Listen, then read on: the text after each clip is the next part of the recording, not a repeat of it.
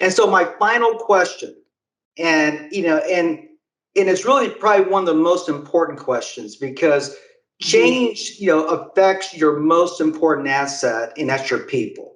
And losing employees, it's costly due to the associated replacement costs. I mean, the time involved with, ramping up a new employee, getting them up to speed. And then on top of that, each time an employee walks out the door, essential, intimate knowledge, of your organization leaves with them. So, how do you handle employee, retention, during times of change?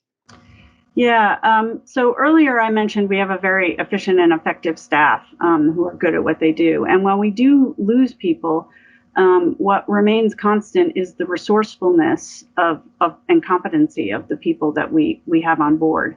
And also how they really do work together as a team to make things happen. So for us, maintaining institutional knowledge is in two tracks. The first is more organic, and it relies on the team cohesiveness that we have. And that allows for the transfer of institutional knowledge to the new people quickly through these collaborative efforts. And while sometimes knowledge is lost, sometimes we do lose knowledge, but we also gain a new perspective in the person replacing them.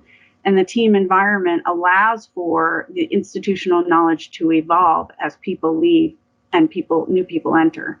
The second path is a bit more of a formal approach to capturing institutional knowledge, and that's the path that I'm quite personally passionate about.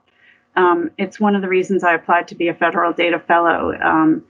I wanted to learn about how others address knowledge management in their organizations, and how, as a cohesive federal data strategy team, we can provide guidance for all agencies on how to address knowledge management. So the Federal Data Strategy and the Evidence Act themselves are really directives essentially trying to get agencies to implement structures and policies and processes that document institutional knowledge, to make that knowledge management a little bit less ad hoc. So I think it all comes together in our organic and our more formal approaches.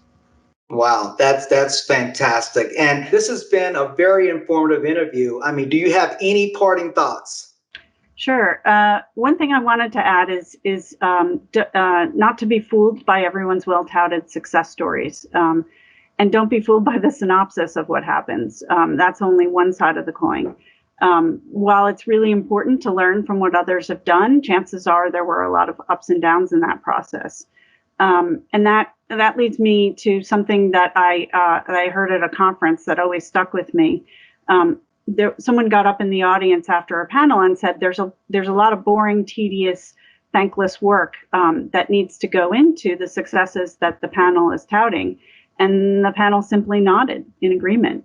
And I think it's important to remember that success is built on sometimes on boring, tedious work in a slow and steady manner. And thank you, Ann, for joining me today. I really appreciate your time. Once again, I'm Brian Keith with Microsoft Federal, and please visit cdomagazine.tech for additional interviews.